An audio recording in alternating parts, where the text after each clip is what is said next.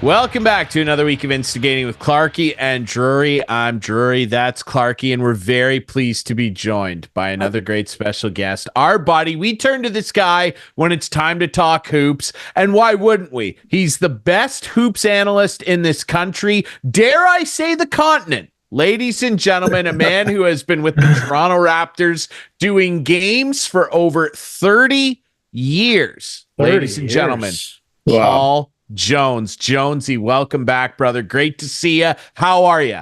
I'm good. You know, I always say Ryan and Clarkey can probably relate to this, being of a similar vintage. You know, at grandma's house when they roll the furniture in and the plastic's on it to preserve it. Yeah. Well, they just peeled the plastic off me. It's been 30 years. They just it's all downhill from here. They just peeled the plastic off. But 30 years. That's unbelievable, isn't it? yeah, 30 years. Yeah, so that would have been 94? Well, 94 and 95 was when the team was born. Yeah. But the first game, this is the 30th season, but the first game was November 3rd, 1995. So this would be the 30th season that we're in now. What do you remember about that? Game one, I remember it being a late game. I remember it being a 9:00 game, Clarkey, and a very late start because of the pomp and circumstance involved in it being the opening night, first game of franchise history. I remember our friend, the Raptor, busting out of the egg. And by the way, for people that have a question, it is still the same person in the costume. It's unbelievable. Wow. Ryan. It's unbelievable. He doesn't like to have his identity out. I know he doesn't. I'm not saying his last name, but I know. Yeah. No. obviously. But you would know that, Clark. Yeah. But, you know, That Herbie is Kuhn, unbelievable. Herbie Kuhn is still the original in-arena voice. Yes. Leo and I were there. Leo called the first game on TV. I called the first game on radio. And so that would have been CFRB? CFRB with Mike Inglis. Right. That's right. That's right. Mike Inglis. Yes. And Leo did the first game with on CK, the new VR on CKVR. Wow. With John Saunders. I also remember people they wanted to get into the game, but they didn't really know all the nuances about, when should I be cheering? When should I be booing? And Michael Malone, still don't. Michael Malone, the head coach of the Denver Nuggets, whose dad, the late Brendan Malone, was the first coach, said he remembers them giving out the thunder sticks that you bang against to distract. Well, they gave them out at the wrong end. And they were doing it in front of the Raptor players when it should have been at the other end. But people wanted to get into the game, but the hardcore people knew what was going on. I remember Alvin Robertson scoring the first basket. I remember like a hard-fought game and Toronto winning pretty easily, 94-79. Yeah. And I remember the ride on the bus to the airport, because it was only one bus with players, broadcasters, everybody. Now the team travels. There's like 4 buses. There's a bus just for the freaking luggage. And all the people. But I do remember that. And it was really cool. It was really cool. Mm-hmm. Just the first week really sits with me because that was the Friday night game. There was a back-to-back in Indiana on the Saturday, and the Raptors were getting absolutely drilled at halftime in the game. And the guy who was giving out the halftime stats took the stat sheet and he goes, expansion team, good luck. And Toronto was down by, down by like 20. And then Brendan Malone came out with a plan in the second half to attack Mark Jackson, who he knew from his days in New York when Mark played New York and Brendan was an assistant coach. And the look on Mark Jackson's face was, really, Brendan, you're going to do this to me? You're going to let this rookie kid embarrass me? And Damon just went to town. And the Raptors ended up losing a close game. And then the night after the game, not unlike now where you stay in the city and you get proper rest or whatever, it was game over, next city. We get into Chicago, and the Monday is the first game against Michael and the Bulls. And that one went down to the wire too. And man, Toronto played their backsides off. And I remember Jordan making huge shots at the end of the game. But that week, those first 3-4 games stay with me. Coming back to the Sky Dome, playing the Sky Dome, playing the Houston Rockets, and having Robert Ory make a buzzer beater to beat Toronto like 107-106 or 106-105. It was the first night that I met Superfan, Nav Bhatia. And so, there's a lot of things about that first season. And the other thing that stands out, of course, the win over the Bulls, the 72-10 Bulls, a win over them on the Sunday. But my first trade deadline day also stands out because I wasn't with the team, and I traveled on what I like to call affectionately the milk run. The game was in Utah, and I got up and flew 7 a.m, Toronto, Detroit. Then I flew Detroit to Dallas, then Dallas to Salt Lake City. Like I was all traveled out by the time I got there. And I was walking into the hotel with my bags, and I saw Ed Pinkney and Tony Massenberg leaving the hotel. And I said, man, you guys are going to the gym early. Massenberg didn't say a word, kept walking. Eddie Pinkney, who I'm still in contact with, he's become a really good friend, said, Jonesy, I just got traded back to Philly. And I was like, wow, these guys are sitting at the back of the plane with us. We're playing cards. We're laughing. We're listening to music. And now they're gone. And that was, Clarkey, Ryan, that was the first time. I mean, we'd always heard the line, oh, it's a business. It's a business. Yeah. But that was the first time that I'd lived it. It actually hit me that these guys had played their backsides off for this team, but somebody thought they could use them somewhere else, and Isaiah was getting draft picks or what, and like, bang, they were gone. Pack your stuff, you're gone. So that's when the business side of it really, really hit me. But there've been a whole bunch of memories along the way, and Saturday night's Vince Carter retirement was really brought a lot of them kind of rushing back for me. And so you mentioned Mike Inglis, obviously Chuck Swirsky. Who else along the way did you work with there? Well, it's funny because I last week, I'm sure everybody's seen it on social media, the plane with Vince's picture on it and everything. It was Chuck Swirsky that actually gave him the nickname Air Canada. The other one stuck too, Vinsanity, half man, half amazing. But Chuck was the one that, and I gave Chuck credit when I had my little fireside chat with Vince about that. But I remember being quite impressed that I got to work alongside Mike and John Saunders. John Saunders at the time was a giant in the business at ESPN. He was doing all the big NBA stuff and college football, and he was doing Sports Center, and he's a Canadian guy that I'd known before as a kid, and so that was impressive to me. Being able to do that. And I worked a year with Romanuk. And then it's been Eric and I. And I think, we should probably look at this. I think Eric and I are the longest standing broadcast duo, maybe in Canadian sports history. I don't know of any two guys that have worked together on the broadcast for 20 years. Clarkey, you put Eric and I together in the studio back in, 2000, 99 maybe.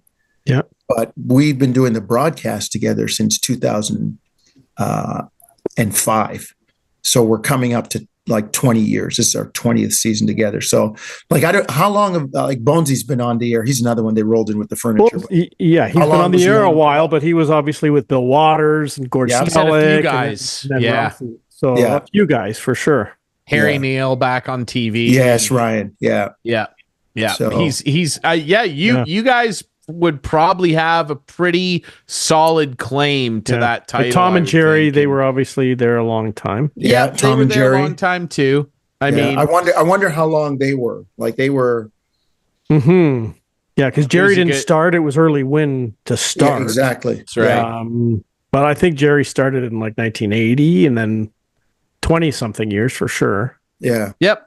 It'd be up there. Yeah. And I mean, Jonesy, you talk about all the things you've seen over the course of this franchise lifespan, and you talk about it being a business. I mean, that certainly came to the fore with a guy like Vince Carter, because I mean, the end of his time in Toronto was quite acrimonious. And, you talk about all the events that happened last weekend, obviously with his jersey being retired. What's your feeling on that? Because I mean, call me a sour guy. I still personally don't feel like they should have retired his number. Yeah. But what is your feeling of, because it's up there now? And Ryan, I'm going to be kind of labyrinthine with this all over the place, but I absolutely think it should have been retired, and I absolutely think he should have been the first one. And there are a lot of people like yourself, and I would say mostly younger people, who remember the exit and probably couldn't quite grasp at the time it was happening what that meant in terms of Vince putting Toronto on the NBA map. I mean, it was like I've been watching the NBA since 1970. And there it was, 98, 99, 2000, and all of the biggest stuff in the NBA was happening in Toronto. NBC was changing their weekly schedule to put Vince on TV. He revived the NBA. He resuscitated the NBA in the slam dunk contest in 2000 after the lockout year. And he told me a funny story that I asked him, because I was the last person to interview him before he took the floor. I asked him why he wasn't confident. He said, well, there were a lot of good dunkers. He didn't get a warm up. The car that was supposed to bring him to the arena in Oakland was late, and just all of those things. And he went out there, and I said to people, it was like the 10 Commandments when Charlton Heston saw the light in the sky. He transformed. Vince left the bowels of the arena. Like, we're doing the interview here, and the door is like 10 feet to our left. And it's like he walked out the door, and the noise and the din from the arena hit him. And he just turned into this other guy that put up these dunks. That famous between the legs dunk, he told me that he saw it in a magazine 2 weeks before and had to figure out how, because it was a shoe ad, and had to figure out how he could pull that dunk off. But Ryan, there are a lot of people, as you say, it was, your word, acrimonious. It was tumultuous.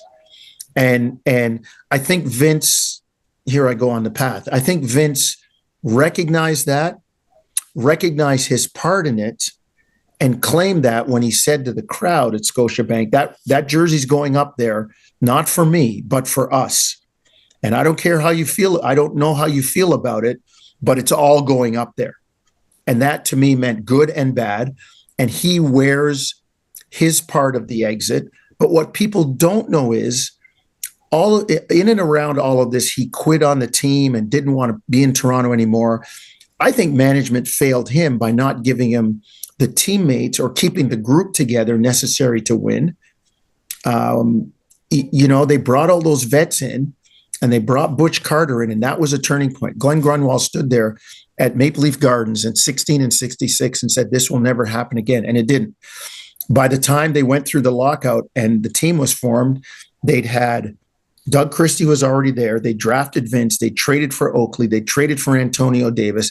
They traded for Kevin Willis. They'd signed Del Curry as a free agent. They'd signed D. Brown. Like, it was suddenly a whole new veteran team. As Oakley said, Vince and Tracy were the lead singers, and we were the backup band, right? They were the steering wheel, and we were just the tires. And management Glenn tried, but they couldn't keep it together. And then when it started to go down, like everybody else, and remember, it's not the era now in terms of player empowerment where a guy says, I want to leave, and everybody says, okay, we'll help you out. It didn't happen back then in 2000. You want to leave, and suddenly you were looked at as disloyal, a bad guy.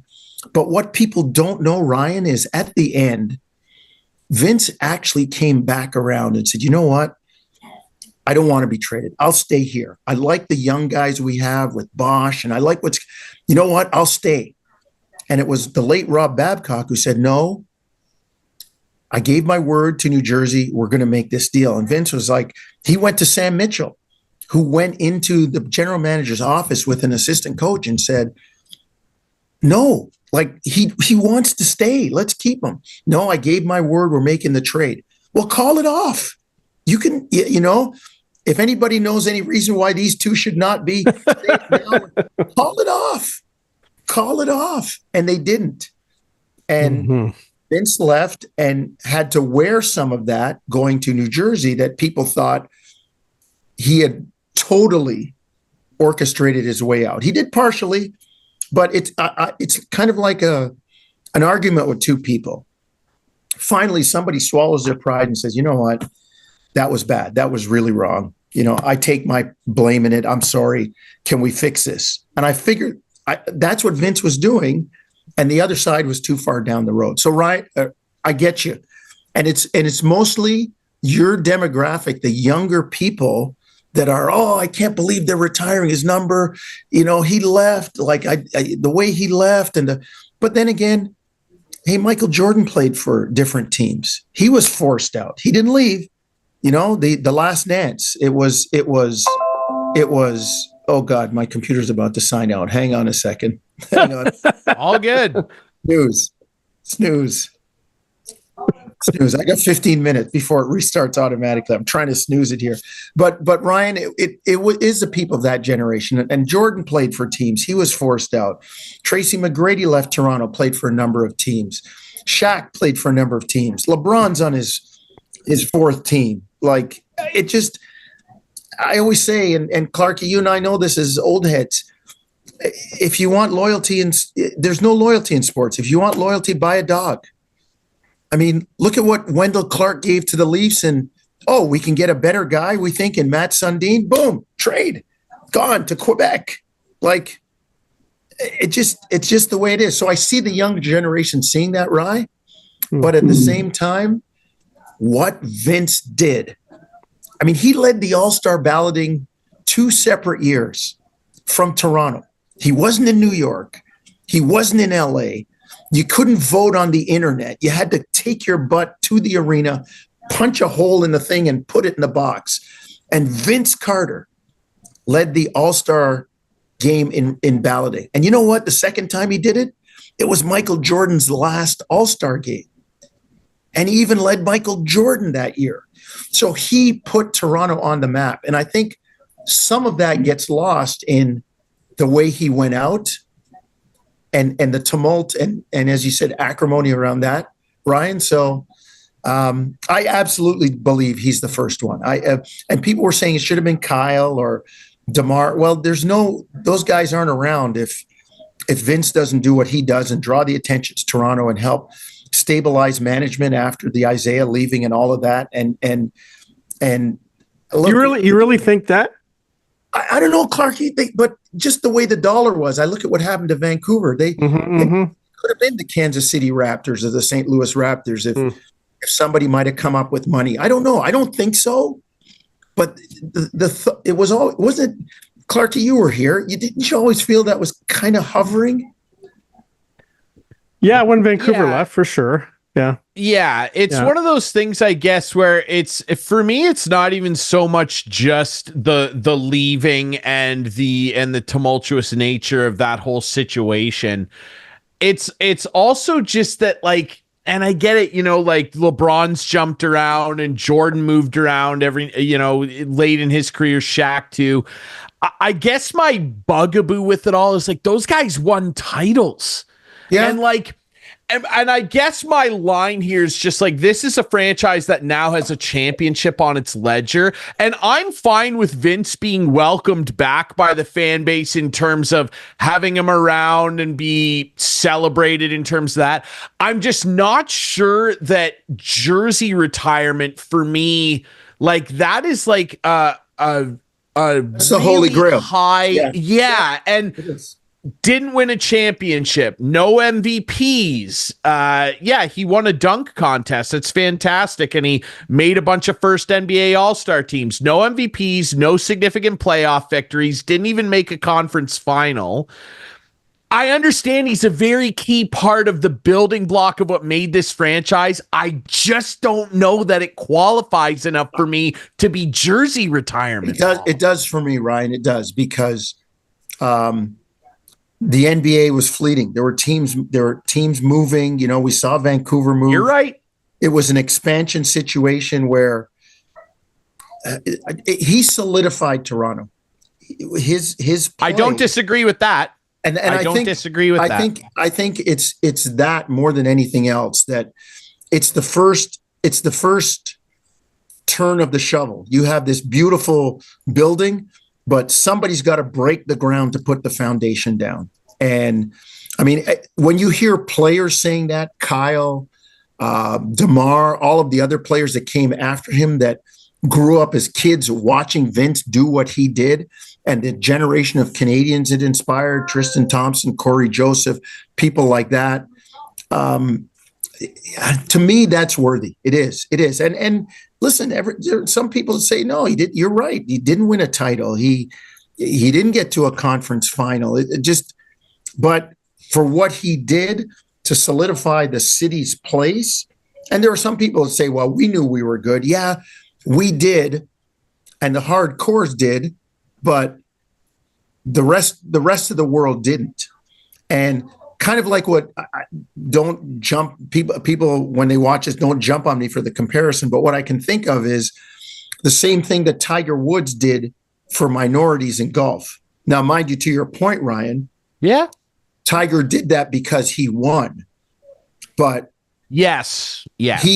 But he made it cool now. Like, I look at some of these other guys, like, you know, these guys that are stars now in golf, Bryson DeChambeau, Rory McIlroy. Some of them have like Rory's been stuck on 4 majors. Tiger's got 15. Yeah. You know, like, so like the successes are celebrated and kind of what they did for the game almost, you know, usurps and goes beyond. There was another word I was going to use, but I don't like that guy. It goes beyond, you know, some of the other stuff that people see as a negative. Yeah, for sure. It's an interesting debate. It's a great debate, isn't it? At the end of the day, it doesn't matter because it's up there. And I'm happy that he is at a place now and the fans are at a place now where Vince is welcomed back and celebrated. Well, however you feel about it or not. Yeah, he did address it. I thought his speech was very classy, and I was happy for the guy. Who am I to go up there and try and rip the thing down, right? I mean, like, Drake. He said Drake, yeah. He's trying to be Drake. Yeah, no kidding, eh? I want to ask you as well, you know, one thing that's developed early on in this Raptor season, yes, they're struggling, I know, and everything, and Scotty Barnes has some injury problems. Grady Dick, it looks like they got a player in this guy, man. Like, he is lights out good. Yeah, he's coming around. You know, he realized that, you know, what's the old line, Clarkey, Bill Parcells, when you're a rookie, you don't know you didn't know. And you know, he's in his second year and now he knows, you know, and then as they say in the third year, you better know. Mm-hmm. So I think Grady, and he did a lot of work this summer. I talked to his dad, his mom and dad, and the Raptors coaching staff were spending inordinate amounts of time in Kansas with him, in Lawrence, Kansas, and working him out. And so you're seeing that. And he's been a quick study. He's learned what to do, what he can do, and he got the green light, and things are good for him now. It's about learning how to win when it comes down the stretch for him and a lot of the young Raptors. Yeah, for sure. Are you going on the road? Absolutely is.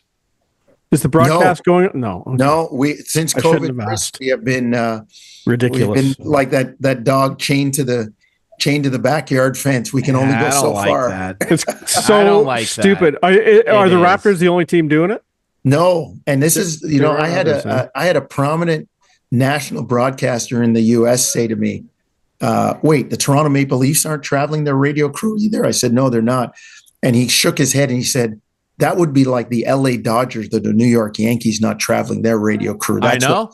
That's what the Leafs mean to hockey as a charter franchise. So you can't get a sponsor to sponsor games to anyway, whatever. I'm not getting there. I'm not going there. I know, Clarkey. I'll walk you back off the ledge here because we gotta let Jonesy go. Yeah. But before we do that, I need to ask you your opinion on a very hotly debated story in the NBA, and that is Joel Embiid. Now, this guy has got to. Somebody's got to just like get a hold of his social media or coach him on how to do media, because he got himself in the 76ers in a lot of trouble. His odd comments about I'll never play a back-to-back again. Like, Jonesy, you just cannot have an MVP caliber player in a league like the NBA saying stuff like this. Well, the bubble that's over his head broke. I don't think he should have come out with not that definitively. I mean, you can say, hey, it might be tough for me to play in back-to-backs. Like, I don't think you come out and say that. And the issue, Ryan, to me really is the people that buy tickets, right? Yes. Like for sure. Like Steph Curry played last year for the first time in 5 years in Toronto because of back-to-backs and COVID and travel and stuff like that. So people save their money, and it's basically a mortgage payment to go to a game. I remember taking my kids to a Leaf game. It was $78.50 to sit up in the 5 rows from the top, and there was 5 of us. So, there's $400 right there. Mm-hmm. You park your car. There's another $40. You go inside, you buy a couple of hot dogs and a drink. $60. There's another. Then now I'm up to 500. And daddy, can I have a hat, or can I have a mini stick, or you buy a few of those? And and it's like, at that time, it's like, okay, it's a $600 night. Do I do that or pay my biweekly mortgage? Right. And that could be a Tuesday night in November in a crappy game. But at least I'm seeing people. What if I did that to see LeBron and he was on a load for sure. Right. Yeah. So you're right. You're right, Ryan. It to me, that's the issue. And look, Michael Jordan said it. He played 82 games in his career 12 times. And he said, because somebody saved their money to come and see me play. And Kobe said the same thing. He said, and I'm going to give them a show. I want them to leave the arena going, oh, the night that, Scott Carson, who's the statistician for the Blue Jays, he and my brother Mark left the TSN newsroom one night at 9:00. Drove to Detroit, stayed in a Roach hotel, drove to the Silverdome the next day, bought tickets way up in the top because Scott Carson was a Chicago fan and wanted to see Jordan. And you know what? Jordan scored 62 that night. Scotty still talks about it. He's 60 odd years old. He's still talking about it from 35, 40 years ago because Michael gave him a show. And that's, Ryan, to your point, I think that's what's missing when you say stuff like that. And too many people don't care now. The player wise, they don't. Yeah, a lot of them don't. A lot of them don't. And guys of that vintage, the Kobes, the Michaels, that like every night they wanted to play. They desperately wanted to go. Yeah. I'm the big dog on guys wanted to pitch 9 innings. Guys wanted to pitch 9 innings, and I don't like what's going on. To Charles Barkley's point, I mean, the guy's getting paid over $60 million a year. You got a max contract, and then he turns around and says, "Yeah, you might never see me play back-to-backs." Like, are you kidding me, sir? Like, Kevin Garnett has a great thing on social about that, where he says, "Hey, man, that's a job. You got to show up for work 2 days in a row. Come on, man. Come on. Yeah, exactly. Yeah.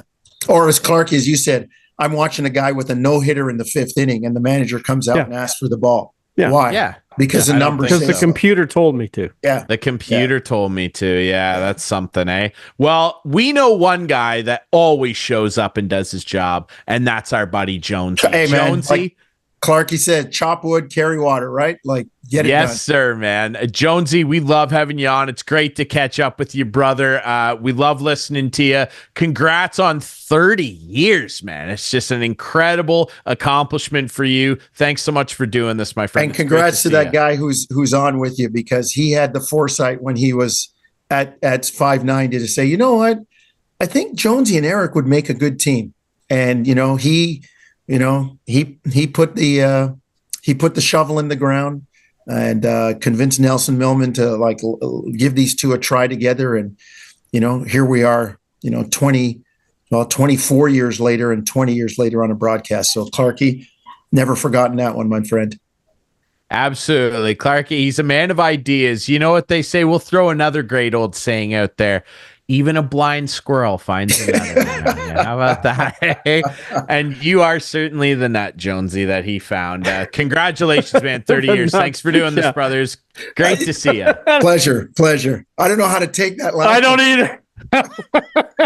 We will be right back. He's the golden goose. He's the golden goose. That's better than a nut. We will be right back. When we come back, lots to talk about. CFL conference finals. Hey, how about that? Our boatmen are involved, and we got to talk a little bit about this NCAA hockey ruling. Lots to talk about here on Instigating.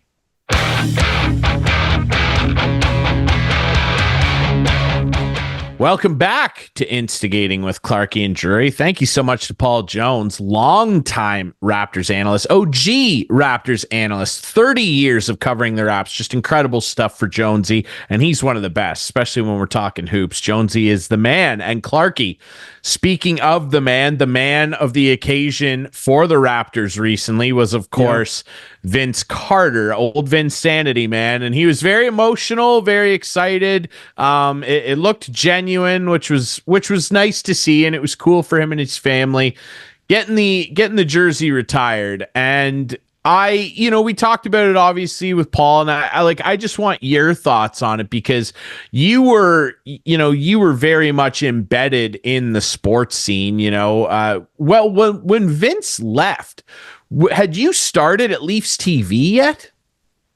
Were you working for MLSE when he left? When did he leave? What was that, 03 or 04, give or take? So I started maybe even in 02? 2001. So okay. Yeah. So yeah, I was still around, but I didn't have any dealings with him whatsoever. No, and if I did, I've forgotten. But no, but you would have remembered how tense it was in the city at the time. I mean, the whole thing where he had to go down and get his college degree and all that stuff. The graduation, he comes back game 7, not good. Yeah. And then ended up forcing his way out of town. And I mean, and we talked about it with Jonesy, the Raptors fans were sour, very sour toward this guy and the way that he did, his business. Yeah. And he wasn't the only one, Tracy McGrady, same type of deal. There was a lot of ill will toward and those two guys were the two guys, right? They were going to They were the guys. They were. Sure, they were. Those two guys. So I want your opinion. Did you think it was a good move for the Raptors to retire his jersey? Like me, and I said it to Jones, I personally don't really agree with it. I don't think that he should have his number retired. Why? Because I don't think he achieved anything of significance to warrant something like that. So it had nothing to do with the way he left or having to leave to go to get his college degree. That played a part of it. So it's a combo of a couple things. It's the way that he forced his way out and basically put his foot on the throat of the franchise and the fans, not thumbs up. And also the fact that I just personally don't feel like guys that achieved literally nothing. What, they win one playoff series his whole time there? That's what we're retiring numbers for now. Obviously, for nothing. The Raptors I think the Raptors were desperate to put someone up in the rafters, which isn't the right way to do it. And I agree with you. I know. I have no problem with putting a guy up who might have left a little sour taste in my mouth. I don't have a problem if he had achieved an unbelievable career and won a championship, or maybe not even won a championship, but if he had an unbelievable career here in Toronto. But and maybe I'm relating it to Darryl Sittler. Sittler's in the rafters. Sittler was a great Leaf, but there was a dark time with Darryl Sittler. Now, the reason there was a dark time wasn't his fault. Right. Then that's the difference, right? That's the difference. He never wanted to leave. No, but he Old man taking the Harold C forced off him the out. jersey and everything else, and it was just not a good time. But you're right, it was Punch Imlach, who And thought, you know Harold. what, and Harold for sure. But Punch, traded his buddy Lanny to Colorado for Wilfie Paymont, and Daryl had enough, and it was not a great way to finish things, and it didn't even finish things right away. Then he went on to play for Detroit and Philadelphia after that. But I don't know. Like Kawhi Leonard probably did more than Vince Carter did, because Kawhi Leonard brought a championship. Absolutely, that's why. Absolutely, right. And I would disagree. But you can't put a guy in the rafters. No, for playing just because he won a title. No, absolutely not. You put the banner up. That's what you put up. You put the banner Vince, up. You're right. If you want to put a statue out front of that unbelievable shot and him squatting in the corner, I have no problem with that either. Signifying a very, very significant time in Raptor history. That was an unbelievable shot that no one will forget about. Yes, that's but to fine. put Vince up in the rafters, no, I don't agree with it. I just disagree with it, and the reason why too, like, no MVPs, no major individual awards. The guy won a dunk contest, and I mean, like, let's not take that away from him. Fine. And an iconic moment for sure. Who cares, but though? loads that's of like franchises. Mr. Fancy Pants winning something. Who cares? Yes, that's kind of that's a good compare. Because look, every sports franchise, even the bad ones that get bagged on all the time, have significant moments in their history. Like, this would be like the Columbus Blue Jackets, like putting a banner up because Rick Nash scored that really nice goal against the Coyotes that one time. Like, it's just like, because what a lot of Raptors fans, I've been canvassing my inner circle of sports fans and reaching out to my Raptors friends, and I'm like, do you agree with this? And a good majority of them are in support of it. And I said, why though? Like, he didn't achieve anything of merit. And what they all almost to a man said to me was, well, he helped put the Raptors on the map. And my response to that is, whose map? ESPN's? Because they had to pay attention to the Raptors because he was really, really, really good? Whose map did he put Toronto on? And I really do agree with Hayes on Overdrive and those guys basically saying this is typical Toronto sports anxiety syndrome. There's an inferiority complex with Toronto sports fans going, we're always the bridesmaid, never the bride, with big star players in these sports, and we've got to honor. Like, no, you don't. No, you don't. I just really was he a good player? Disagree. Sure, he was a very, very good player. No question. Rookie of the year. And that was his real only major honor. I think he made the first All-NBA team 3 times as a Raptor.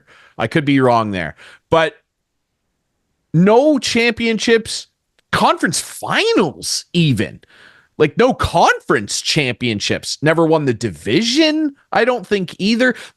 And he's not even the all-time leader in points either. Look. No MVPs, right? Late now. No MVPs. Nothing like that.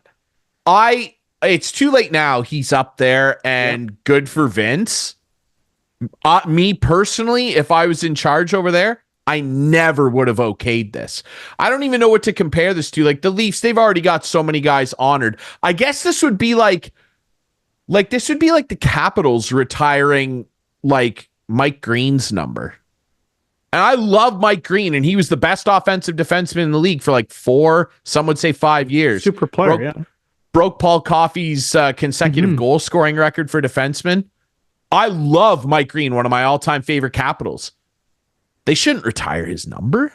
What about Rick Vive? Yeah, Ricky. Not in the rafters. Vive. First player to score 50 goals in Leaf history. For the Leafs. And he did it 3 times. Yeah. I honestly, though, that's the type of thing that you open. And I know Rick has a complicated history. I understand that. But that's the type of worms in a can that you open when you do stuff like this. Because how could you argue putting a guy like that up there? That's a significant milestone. 50 goal, first Leaf to ever do it in a very long and proud history. Yeah. I mean, other guys are up there that you could argue his legacy is similar to. I would Kyle say, Lowry. If anything, it's Kyle as similar Lowry to should Vince. be up there. Kyle Lowry should have been the first, and I would argue I agree. only Raptors so far. Yeah. Who should be there? Yeah. I don't think Bosch should be there. I don't think No. McGrady, and I don't think Kawhi should either. No, I don't either. You can't play 1 year and go up to the Raptors. No, absolutely not. Kyle, longevity, franchise leader in points. Yeah. Won a championship, and put up with a lot of crap in his time in Toronto too, and was a good, solid leader.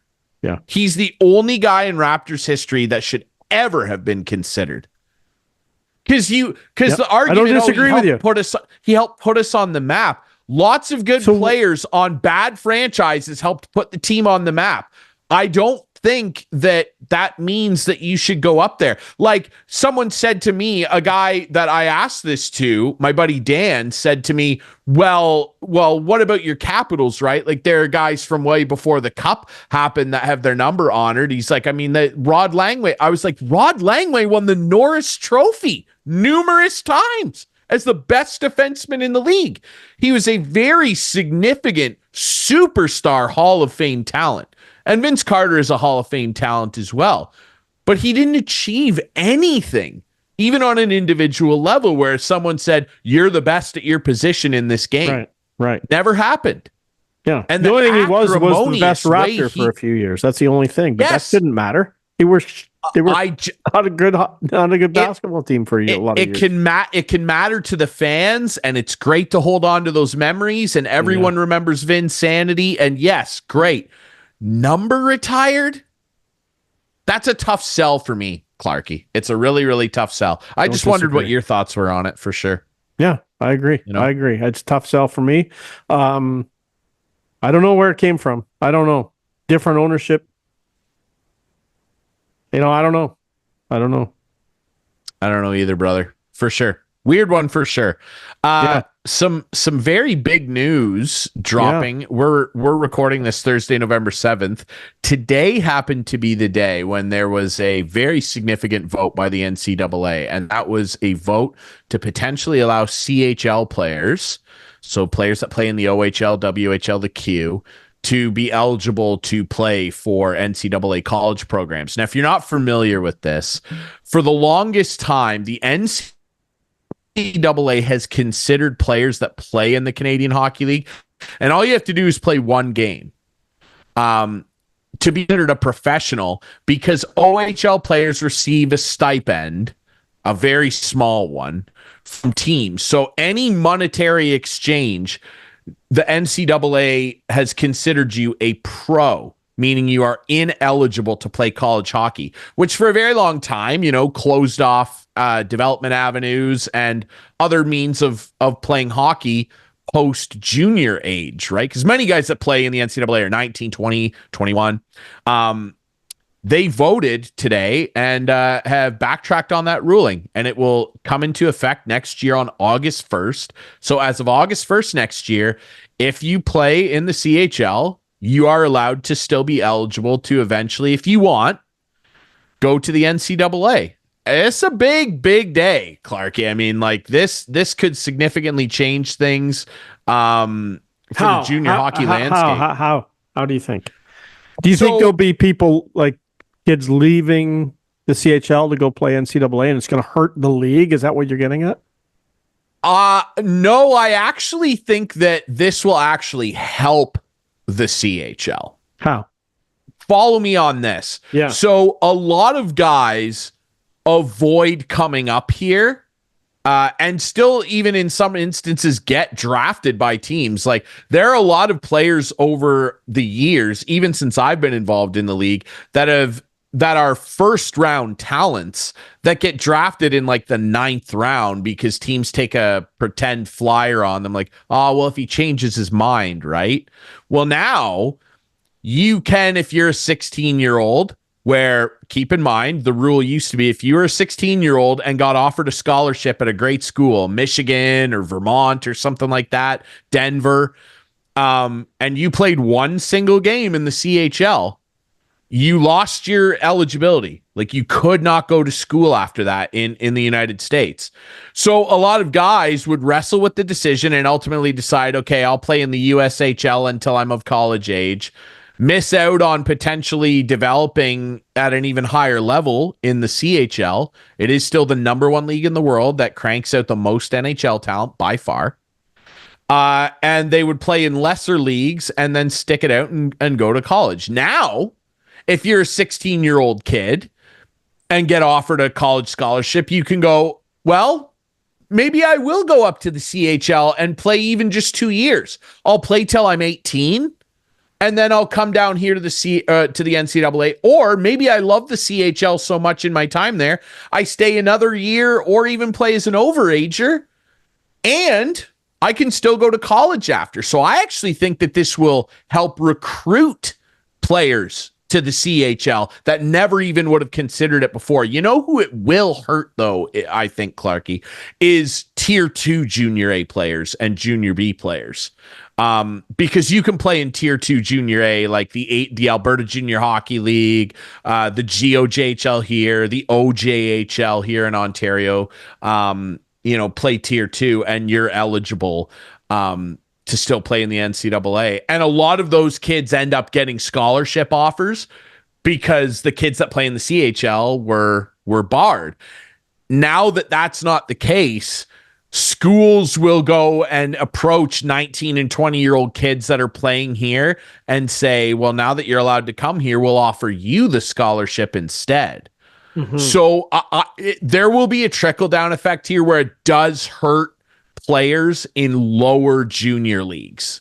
There's no doubt about that. Is it going to affect anything with Canadian universities where guys get a free ride if they play a game in the O? For sure. CHL? For sure. It will affect will affect U Sport. It will affect U Sport because if you're a 20-year-old, say, or a 19-year-old, and you're thinking, this is probably going to be my last year in the OHL, I'm not going to come back as an overager, or you are an overager,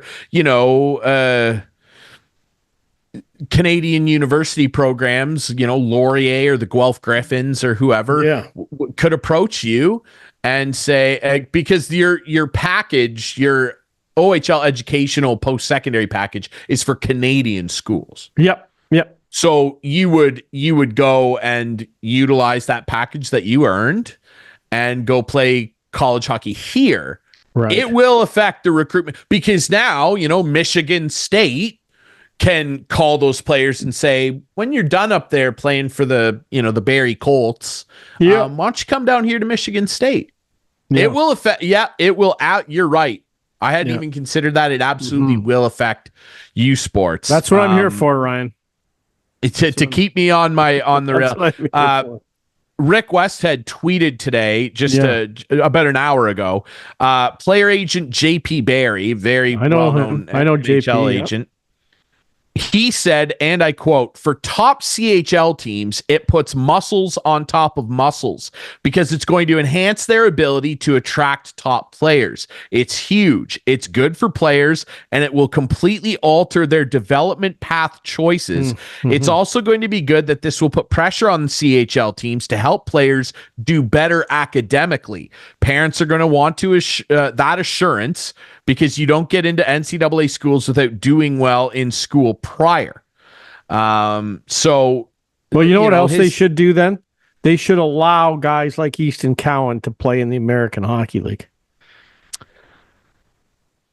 Yeah, so like at this age, whatever age he's at, like 18, 19. Yeah, he's a 19-year-old. Yeah, he had to go back to London, right? Yeah, he can't be sent. You can only have to be NHL, 20.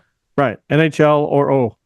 Yeah, I believe the rule is that you have to turn 20 prior to the start of the NHL season, I think, to be eligible to be sent to the AHL. Yeah, they should, because as a 20-year-old, you're an overager in the OHL, right? So, I wonder. I have a feeling that rule will not be going anywhere anytime soon. Yeah. Me I personally. don't doubt it. I don't doubt it. However, this NCAA ruling, I'm very much in support of it. There's going to be some stuff to figure out and some rough ground ahead over the next few years for some of these other junior leagues, for sure. If you're good enough, eventually I feel like everybody will find a good place to play. But it will affect some leagues for sure. Yeah. It absolutely will. Clark. I agree. How do you feel about your Maple Leafs the other day? They finally broke the Boston curse. 8 straight regulation losses. And we know the answer, right? No Austin Matthews. Yeah. Sorry. Strange stuff for sure. But they played well. And William Nylander, man, I'm really, really impressed with him. He's earning that money. He is, unlike the other guy, but it's fine. Who? How about Matty Nyes? Like, this kid is unbelievable. I like him. I have him on my fantasy hockey team. I like him a lot. He's directly involved with 3 of the power play goals. Like, how can you pull this guy off the power play? You can't. Well, they can't. They can't now. And that net front presence. So who comes off? You know who he reminds me of? Well, it's either JVR? Tavares or Marner. JVR was unbelievable on the power play. He really was. He was. He was. Tipping shots, being in front, one of their bigger spots. guy. You know who he does remind me of, though? He reminds me of Mike Knuble. He reminds. Don't laugh at that. Mike Knuble is a serious player. Yeah, okay. Is he in the Hall of Fame? No, he's not in the Hall of Fame. No, he's not. Mike Knuble, I thought you were going to say like John LeClaire or someone really good. Mike Knuble. No, because he's not as good as those guys. But he does remind me a lot of Knuble on the power play. A big, huge guy that was right there to sweep in rebounds on the power play. That was back in the day when Washington had the number 1 power play in the year in the league for like 5 years running. Are you going to come over and watch a game again? Yeah, of course I am. Look at that TV, man. Of course I got to come over and watch a game. And I want to mention that the game that we watched together when you were having a very fun little housewarming party, you and Sue, not good. Not good. That was a tough weekend last weekend for the Leafs. Yeah, I didn't. Obviously, I didn't see the game. You didn't see much of it, no. No. I watched it all. Yeah. I watched it all. It was a tough one on St. Louis, man. Yeah. I don't know. You know what? I don't know how they'll do it because he's got a lot on his contract left, and it's 5.5 per. Yeah. The Leafs should try and get that Colton Parayko guy. Scored twice against them that night. Big right-handed shot. Lots of guys they probably should try to get, right? They should try and get that guy. Yeah. Freed up some space getting rid of Liljegren. Maybe you can get rid of Camp, free up some more. Yeah. Get St. Louis to eat some of the salary. I like that Parayko fella. Stanley Cup winner. Mm-hmm. Hey, I don't know. Yeah. But they turned it around. They turned it around against Boston. So happy for you guys. Happy for you. I want to talk to you too, obviously. But how about your Capitals 8-3 or whatever the heck they are? They're good. I think they're 9-3-2. Yeah, 9-3-2. Yeah, they beat Nashville. Good. There's another team that's really holy cow! Did you hear that clip of Barry Trotz?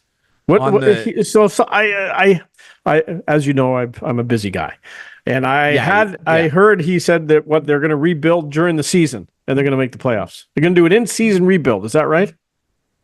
So he was on. He was on the sports radio station down there in Nashville, The Game it's called. And he basically said, if these guys don't turn this around, we're going to kickstart our rebuild and you're going to see our young guys play a lot more.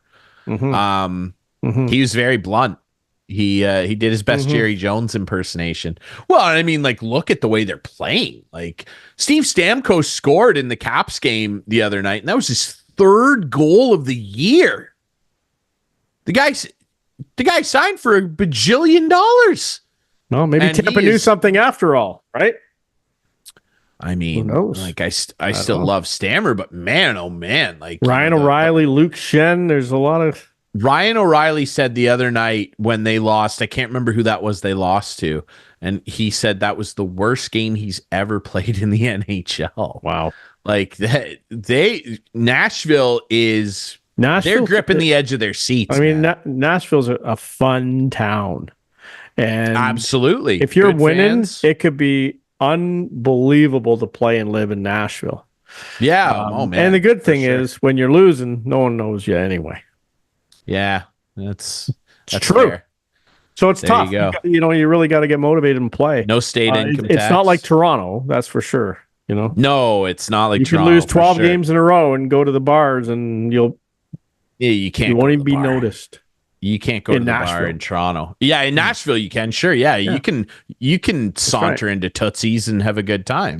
12-game losing streak, no problem. Tootsie's, no problem. I was in Tootsie's probably 2 years ago, and it was just when COVID ended. Yeah. And I tell you, I don't think I've ever been closer to more people in my life than when I went into Tootsie's. It's a sardine can in there, dude. It was unbelievable. Yeah. It was unbelievable. Like, there had to be a fire code violation. There had to be. I think with the amount of people that was in there that night. I think that's why they call it Tootsie's, because everybody's Tootsies are touching the entire time. No doubt about that. You can't move. Yeah. Speaking of Toronto and losing games, last year, your Argos, I should say our Argos, pardon me, our boatmen, lost a very significant game in the midst of an incredible season, and it all came crashing down with just a tire fire burning performance against the eventual champion Alouettes. Yeah. And this weekend, they get a chance at revenge on Saturday. Yes. How are you feeling, sir? I'm feeling good. See, now they just beat Ottawa, and they've made their way now to the final. Last year, you remember they had an incredible season. And you remember 16-2. Chad Kelly didn't play for the last few weeks, and a lot of the guys were rested, and then they had the bye week because they finished in first place, and then they played that Eastern final against Montreal. And not only was the team rusty, but we found out afterwards maybe Chad Kelly had a little bit on his mind at that point, and not football related. He's paid his price. He got suspended for half the season this year. He's back. The Argos are back. I see a Grey Cup in 2 weeks. Maybe I'll have a little Grey Cup party. If you fire up a Grey Cup party, I am down. You'll be here? Okay. 100%. I have to watch our boatmen. Hoagie will be upset. And, That's right. And we'll definitely, especially if the Argos win. Do you think producer Adam would show up? I think he would. I think producer Adam would love to come and watch a CFL party. I think so. Okay. Argos Alouettes East final at 3 on Saturday. The West final. Rough Riders, who a lot of people did not pick to take the Lions down. They did. Well, certainly not. Who'd we have on the show? Joe Tilley. Joe Tilley did not. It was a BC thought the Lions final. were going all the way. That's right. Against the Argos. Yeah. Well, that's not available to us. So Riders and Bombers. Yeah, Mike O'Shea will have those boys ready. Mike O'Shea, and in a playoff game in a big way, that dude knows what's up. Yeah. So is that the way you're leaning? We're going to see Argos and I Rough think Riders, my head is saying Bombers, Argos. My heart would love to see a Western Riders and the Argos in the final. Just Saskatchewan, such a great franchise, right? And not that the Bombers aren't, but the Saskatchewan, they have many so loyal fans.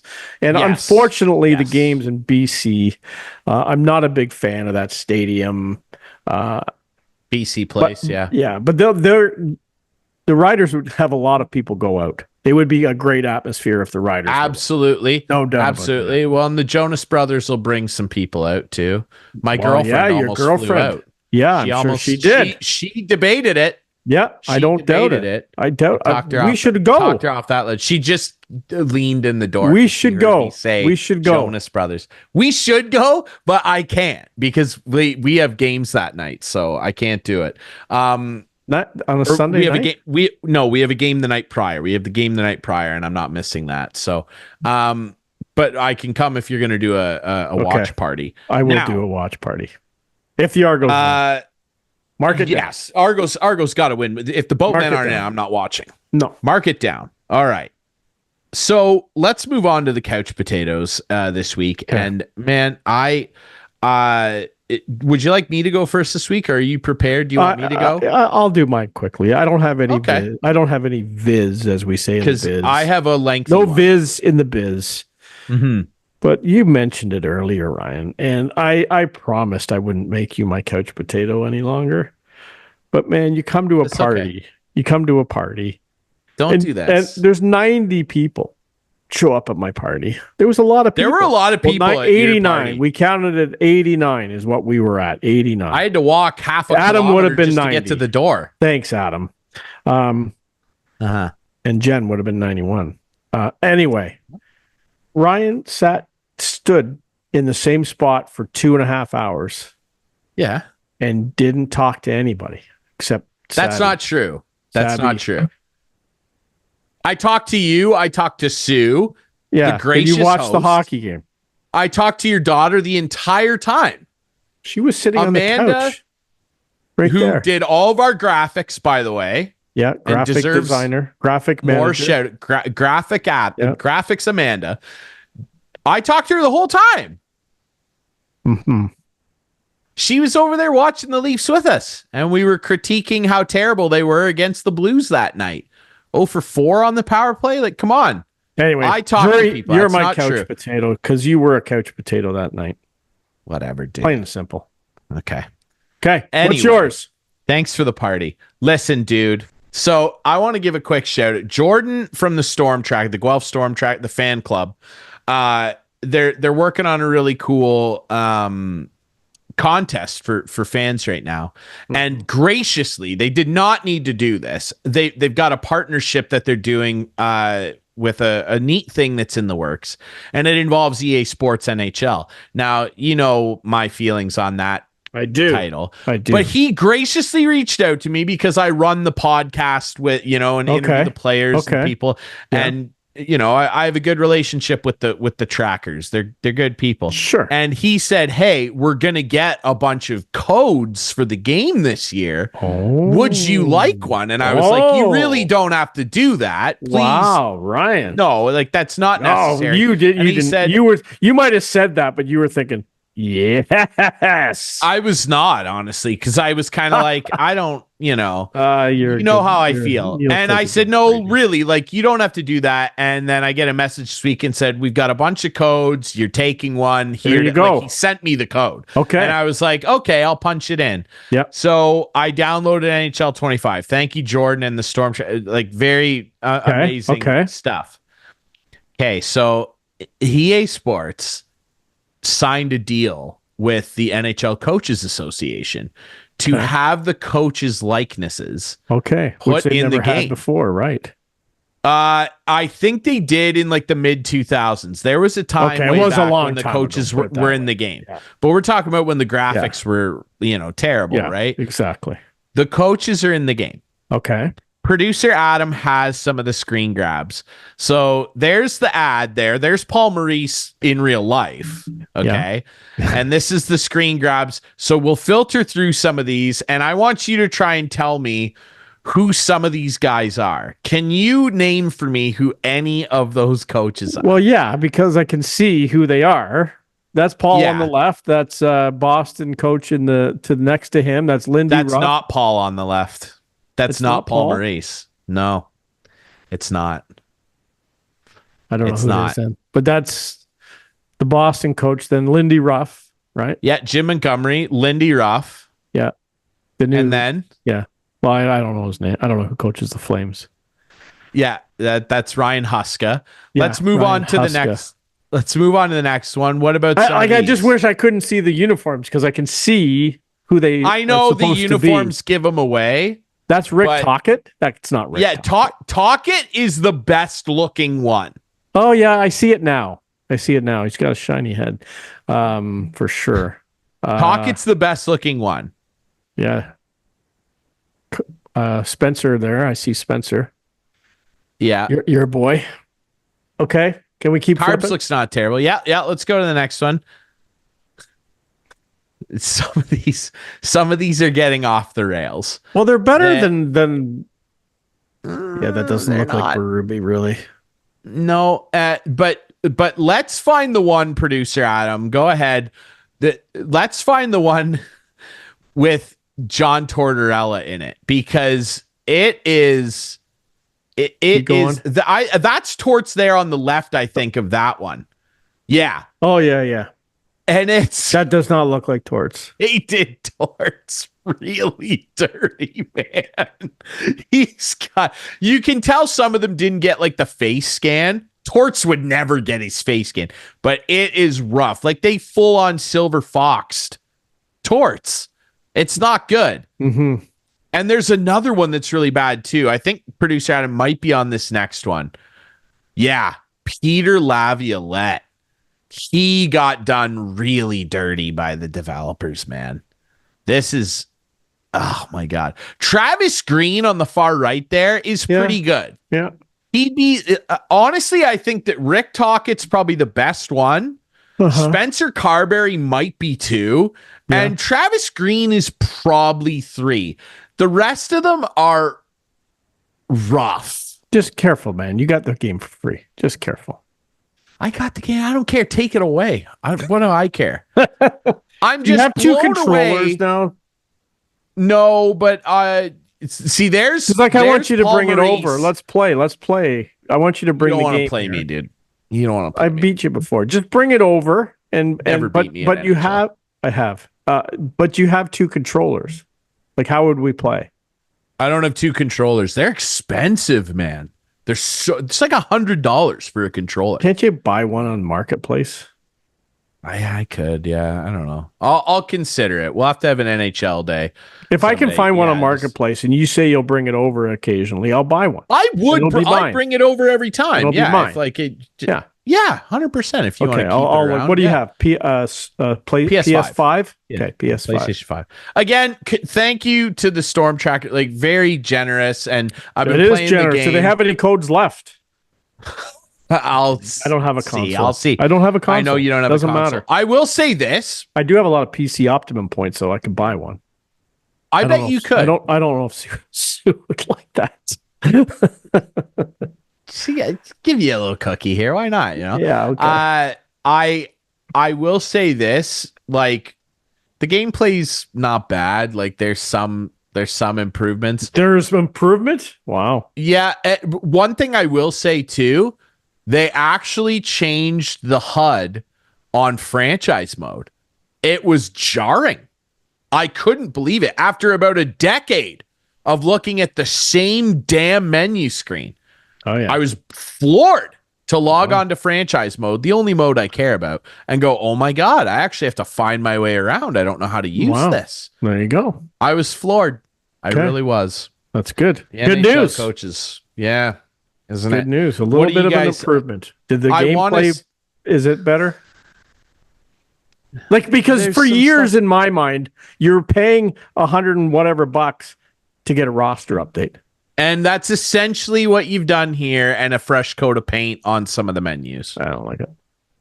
Yeah. But I'll still play it. Also, they have a new skill-based one-timer system that is disgustingly What we need to do is, if I have a Grey Cup party, we'll have a Chell. I'll bring the PlayStation. Yeah, a couple-hour Chell party before that. We'll do it. I'm absolutely into that. Okay. What are your thoughts on the NHL coaches in the game? What do you think of them? Because some of them are. Well, I like that the coaches are finally in the game, because it was Mr. Generic behind the bench for years, right? Yes. Yeah. It's immersive. Good. They should be, and they should have got effort, paid, and they probably did.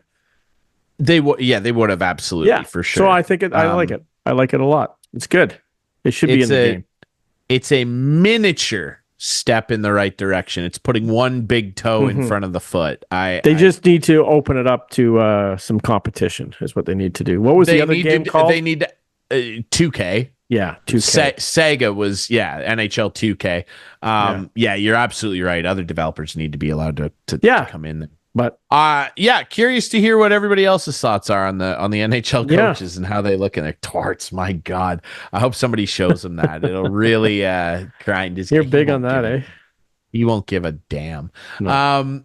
Do you see his press conference the other day again? By the way, torts is the best. Yes. What'd you think of that line? It was good that they got a chance in. Yep. How do you think Kolosov played in net? Okay. That was Just the okay? that was the press conference. Did they give him a just okay? He just said okay. Yeah, okay. Yeah. Anyway, Okay. remember, Speaking of okay. You can, yes, you can find this show Friday nights at 8, can. Sunday nights at 9 with our friends on Whiteman TV. Channel 6 for Whiteman subscribers. We debut on our YouTube channel Friday nights at 9. You can follow us on social media at Instigating Pod and find the podcast version on all your favorite podcast apps. That's Clarkey. I'm Drury. We will be back next week to break down what should be an exciting CFL Grey Cup final matchup. The Boatmen better be in it. We'll see next week on Instigating.